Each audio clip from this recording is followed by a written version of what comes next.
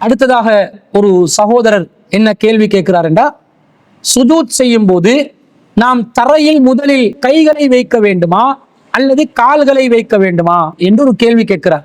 சுஜூத் செய்யும் போது முதலாவதாக கைய நிலத்துல வைக்கணுமா அல்லது முழங்கால நிலத்துல வைக்கணுமா, குர்ஆன் ஹதீஸ் ஆதாரங்களோட விளக்குங்க என்று கேட்டிருக்கிறார்.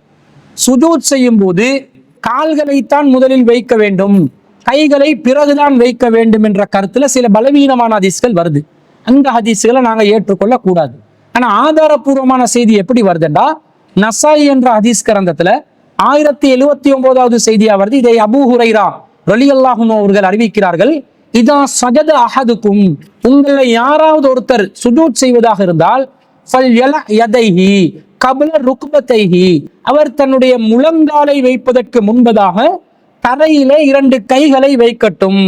வலா யபருக் புருக்கல் பஈரி, ஒரு ஒட்டகம் அமர்வதை போன்று அமர வேண்டாம், ஒட்டகம் அமர்வதை போன்று அமர வேண்டாம் என்று நபி ஸல்லல்லாஹு அலைஹி வஸல்லம் அவர்கள் சொன்னதாக ஆதாரபூர்வமான ஒரு செய்தி வருது.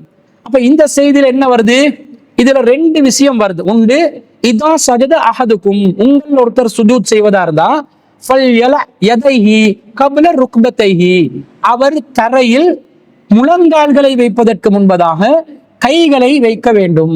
தெளிவா நேரடியா அச்சொட்டாக நச்சாக சொல்லப்படுகின்ற செய்தி, தெல்ல தெளிவாக சொல்லப்படுகின்ற செய்தி, தரையில் கைகளைத்தான் வைக்க வேண்டும், பிறகுதான் கால்களை வைக்க வேண்டும்.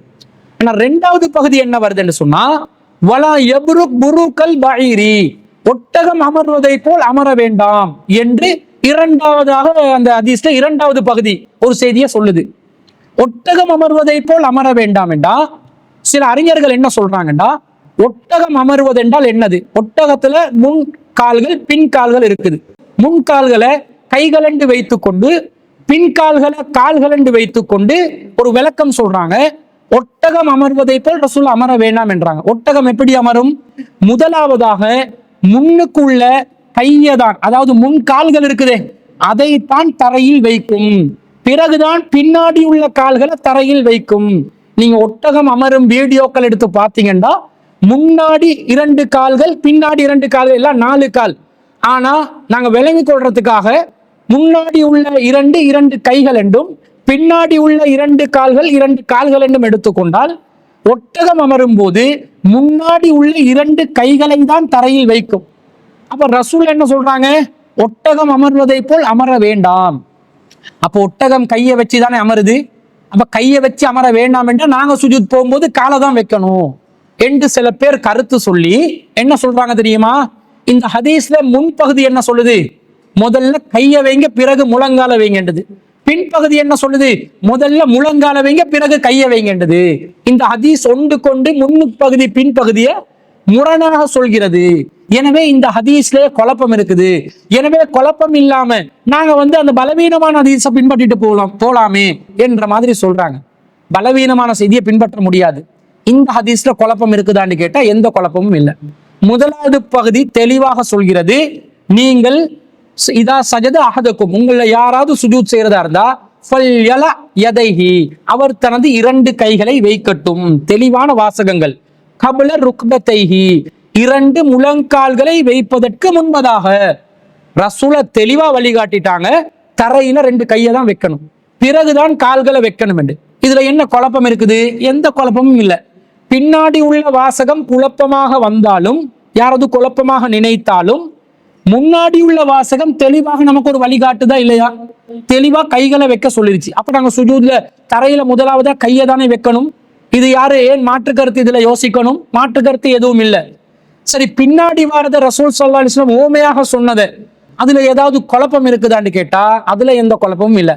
வலா யப்ருக் புருக்கல் பஈரி, நீங்கள் ஒட்டகம் அமர்வதை போல் அமர வேண்டாம் என்று சொன்னது, ஒட்டகம் முன்னாடி உள்ள 2 கால்களை கீழே வைக்கிறது, அதை 2 கைகள் என்று நினைத்து 2 கைகளை நீங்கள் முதலில் தரையில் வைக்க வேண்டாம், ஒட்டகம் அமர்வதை போல் அமர வேண்டாம் என்றா ஒட்டகம் 2 கால்களை முதலில் வைக்கிறது, அது கைகள் தான். எனவே கைகளை தரையில் வைக்க வேண்டாம் என்று சொல்ற விளக்கம் ஏற்புடைய விளக்கம் இல்லை. ஏன் தெரியுமா, இந்த கையையும் காலையும் எதை வச்சு முடிவு செய்யணும் என்றதை நாங்க முதல்ல விளங்கணும். கையுடைய டிசைன் என்னன்னு சொன்னா முன்பகுதிக்கு தான் வளையும், கை முன்புறமாக வளையும், கால் பின்புறமாக வளையும், பின்பகுதியில வளையும். காலை முன்னுக்கு வளைக்க போனீங்கன்னா காலை உடைச்சு கொள்வீங்க, கையை பின்னுக்கு வளைக்க போனீங்கன்னா கையை உடைச்சு கொள்வீங்க. அப்ப கையையும் காலையும் எப்படி வேறுபடுத்தி கொள்ளணும் என்றா, முன்புறமாக வளையக்கூடியது கை என்றும் பின்புறமாக வளையக்கூடியது, பின்பகுதியில் வளையக்கூடியது கால் என்பதும் தான் அதனுடைய இயல்பு. ஒரு மிருகத்துக்கு முன்னுக்கு 2 கால் பின்னுக்கு 2 கால் இருந்தாலும் முன்னுக்குள்ளது காலா பின்னுக்குள்ளது காலா, முன்னுக்குள்ளது 2 கால்களை கையெண்டு கணக்கு போட்டா முன்னுக்குள்ளது காலா பின்னுக்குள்ளது காலா என்ற ஒரு முடிவுக்கு நாங்க வரணுமா இல்லையா? எப்படி முடிவெடுக்கிறது? எந்த ஒரு பிராணியை கால்நடையை எடுத்துக்கொண்டாலும் சரி, அது முன்னுக்கு 2 கால்களை வச்சு கொண்டு இருக்குதே, அது உண்மையிலே கையா காலா என்று கேட்டால் அது உண்மையிலே கால் தான். ஏன் தெரியுமா? பிராணிகளுடைய முன்னுக்குள்ள அந்த உறுப்பு வளையும் டிசைனை பார்த்தீங்கன்னா பின்பகுதியை நோக்கி தான் வளையும். அப்ப பின்பகுதியை நோக்கி வளையக்கூடியதுக்கு என்ன சொல்லுவோம்? நாங்க கால் என்று சொல்லுவோம். ஒரு பிராணியுடைய பின்பகுதியில் இருக்கக்கூடிய 2 கால்கள் முன்பகுதியை நோக்கி தான் வளையும். இப்ப எந்த கால்நடையிலும் முன்னாடி உள்ள 2 கால்கள் பின்புறத்தில் வளையக்கூடியதாகவும் பின்னாடி இருக்கக்கூடிய 2 கால்கள் முன்புறமாக வளையக்கூடியதாகவும் இருப்பதிலிருந்து பிராணியுடைய முன்பாதங்களாக இருக்கக்கூடியது பாதங்கள், பின்னாடி இருக்கக்கூடியதுதான் கைகளாக இருக்கிறது. அப்போ ஒட்டகம் அமர்வதை போல் அமர வேண்டாம் என்றா, ஒட்டகம் முன்னாடி எதை வைக்கும்? முன்னால் இருக்கக்கூடிய 2 கால்களை தான் வைக்கும். ஒட்டகம் அமர்வதை போல் 2 கால்களை முன்னாடி வைத்து அமராதீர்கள் என்றுதான் அந்த ஹதீஸுக்கு அர்த்தம். ஒட்டகத்துல பின்னாடி இருக்கக்கூடிய 2 கால்கள் என்று நாங்கள் சொல்லிக் கொண்டாலும் அது அசையும் திசையை நோக்கி பார்க்கும் பொழுது அது முன்புறமாக வளைகிறது. எனவே ஒட்டகத்துல பின்னாடி இருக்கக்கூடியது கைகளாக இருக்கிறது. அப்ப முன்னாடி கால்களும் பின்னாடி கைகளும் என்ற டிசைன்ல தான் எல்லா கால்நடைகளும் இருக்கின்றன. எனவே அது ஒட்டகம் அமர்வதை போல் அமர வேண்டாம் என்றால், ஒட்டகம் அமர்வதை போல் முன்னாடி கால்களை வைத்து அமராதீர்கள், கைகளை வைத்தே அமருங்கள் என்ற கருத்தில் மிக நேர்த்தியாக சரியாக தான் சொன்ன கருத்துக்கு பொருத்தமான ஊமையோடு தான் நபி ஸல்லல்லாஹு அலைஹி வஸல்லம் அவர்கள் சொல்லி இருக்கிறார்கள்.